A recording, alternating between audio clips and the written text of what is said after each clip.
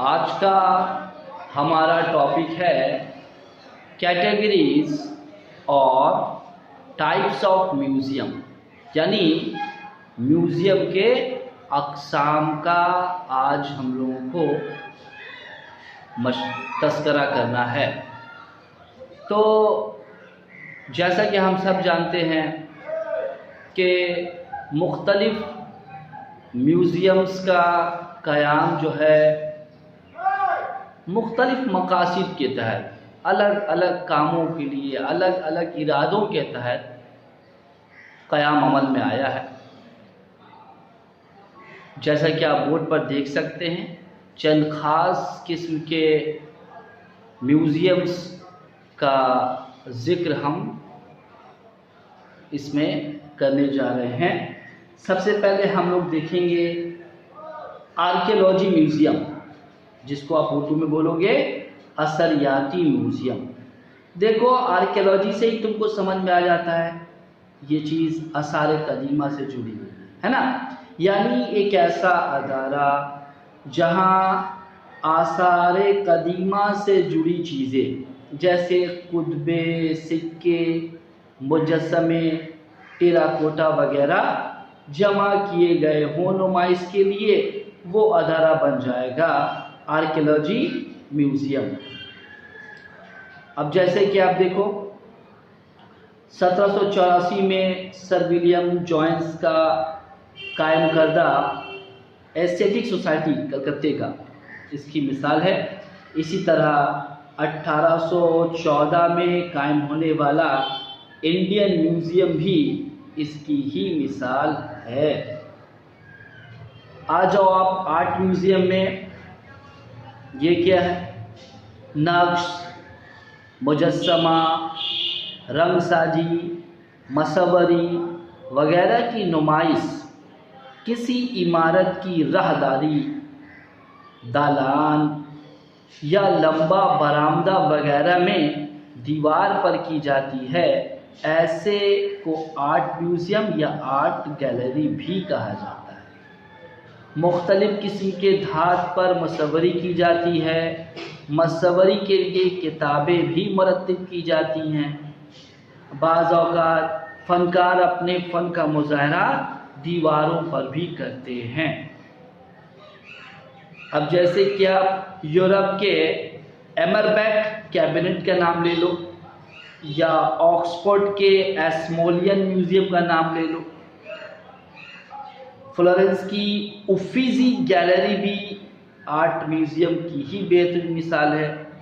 कलकत्ता की जानिब नज़र करोगे तो एकेडमी ऑफ फाइन आर्ट्स का जिक्र किया जा सकता है। नेक्स्ट, एनसाइक्लोपीडिक म्यूज़ियम,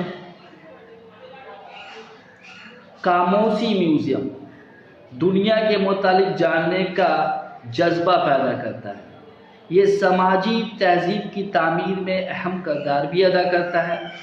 ज़माना कदीम में मुख्तलिफ़ स्कॉलरों ने बड़ी बड़ी लाइब्रेरियाँ कायम करके वहाँ मुख्तलिफ़ उन्वान और मज़ामीन पर तहरीरी मवाद और मादे जमा किए थे। तो ऐसा जो म्यूज़ियम था वो कहलाता था एनसाइक्लोपीडिक म्यूज़ियम। आज के दौर में इसकी मिसाल नहीं मिलती। हालांकि ये एक ऐसा अदारा है जिससे आने वाले दिनों में लोगों को बड़ा फैज़ पहुँचता है। बहरहाल, हम लोग अपने अगले मौजू की जानिब पहुँचते हैं, हिस्टोरिक हाउस म्यूज़ियम, यानी कोई ऐसा मकान, कोई ऐसी इमारत जहाँ किसी अजीम शख्सियत ने अपनी ज़िंदगी के दिन गुजारे हों और उस इमारत में मशहूर शख्स या इमारत से मुंसलिक अहम चीज़ें नुमाइश के लिए रखी जाती हों। जैसे कि आप देख लो, सुभाष चंद्र बोस का घर जो एल्गिन रोड में है वो नेताजी भवन के नाम से जाना जाता है ना।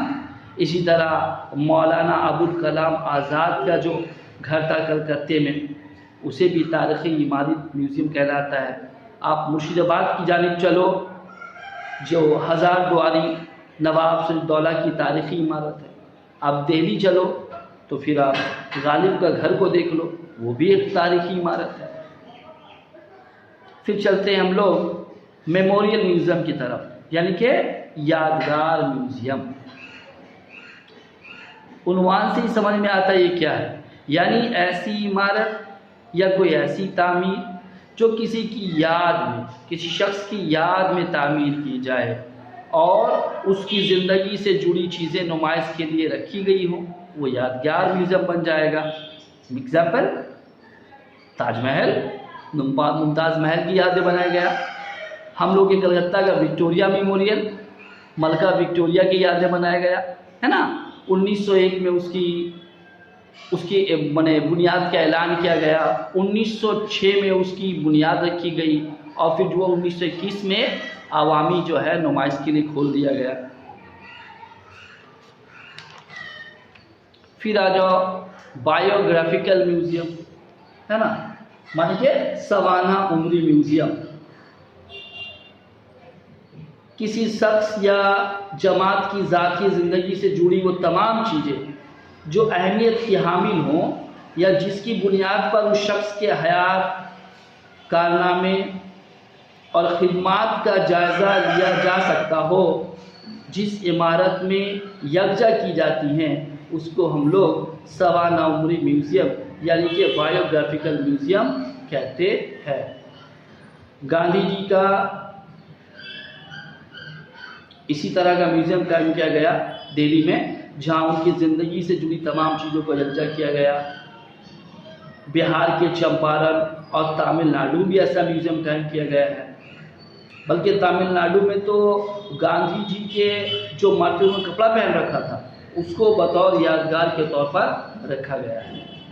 फिर आप आ जाओ चिल्ड्रन म्यूज़ियम की तरफ, माने एक ऐसा म्यूज़ियम, एक ऐसी इमारत जहाँ पर बच्चों की दिलचस्पी की चीज़ें, खिलौने, गुड़िया, फर्जी दास्तानों पर मुश्तमिल तस्वीर और दूसरी ऐसी चीज़ें जो उन्हें खुश करने और तालीमी दुनिया में दिलचस्पी फराहम करने वाली हों, जिस इमारत में रहती हैं वो चिल्ड्रन म्यूज़ियम हो गया।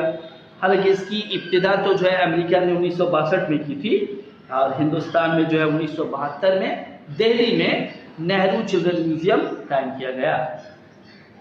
फिर आप आ जाइए मिलिट्री एंड वॉर म्यूज़ियम। तो क्या देखिएगा कि एक ऐसा म्यूज़ियम जहां आवाम की नुमाइश के लिए फ़ौजी हथियार, आलात, पोशाक और जंग के दौरान इस्तेमाल में लाए गए स्ट्रेटजीज़, माने हथकंडे कह सकते हो, और उसकी जीत की तस्वीर रखे गए हों। जैसे कि आप देखोगे फर्स्ट वर्ल्ड वार के बाद जो है दिल्ली के लाल किला को एक म्यूज़ियम का रूप दे दिया गया था। मोबाइल म्यूज़ियम, चलता फिरता म्यूज़ियम, कैसा चलता फिरता म्यूज़ियम, जहाँ के माने लोगों को नुमाइश देखने के लिए आना नहीं होगा बल्कि नुमाइश को उनके तक पहुँचाया जाएगा। ये म्यूज़ियम एक बड़ी सी गाड़ी पर मुश्तमिल होती, इसमें म्यूज़ियम की ज़्यादा अहमियत वाली चीज़ों के कुछ नमूने रखे जाते। इस तरीक़ा से बहुत से लोग म्यूज़ियम के नमूने देख सके और इससे लुत्फ़ अंदोज हो पाएँ। अब जैसे आप देखोगे कि हिंदुस्तान में जब नकुल की 150वीं माने सालाना जन्मदिन का मौका आया तो एक ट्रेन चलाया गया, संस्कृति एक्सप्रेस यात्रा, उसको म्यूज़ियम का शक्ल दे दिया गया। उस म्यूज़ियम में रवींद्रनाथ टैगोर की तस्वीर, नावल, नज़में, गीत, कहानियाँ, ड्रामे, खुतूत और उनकी ज़िंदगी से जुड़े वाक़यात को पेंटिंग की शक्ल में नुमाइश के तौर पर रखा गया। ओपन एयर म्यूज़ियम ऐसे ही क्लियर हो गया, खुले आसमान के नीचे, कोई इमारत नहीं, कोई अदारा नहीं, कोई दीवार नहीं, एक खुले मैदान में आसमान के नीचे तमाम नुमाइश की चीज़ों को यकजा कर दिया गया ताकि लोग जो है बढ़ चढ़ कर उसमें नुमाइश में हिस्सा ले सके। हिंदुस्तान में तमिलनाडु में कांचीपुरम ज़िला में इस तरह का म्यूज़ियम कायम है। Pop up museum, pop up museum का तस्वुर सबसे पहले 1990 में कायम हुआ। ये म्यूज़ियम आर्जी तौर पर किसी भी इदारे में या मुकाम पर नुमाइश के लिए कायम किया जाता है। इस म्यूज़ियम में समाज का पेशा वारा तबका शामिल होता है। संगीत के आलात, रक्स और दूसरी पुरकशिश और दूसरी दिलकश चीज़ों की नुमाइश की जाती है। मुंबई में ऐसा म्यूज़ियम का एहतमाम किया जाता है।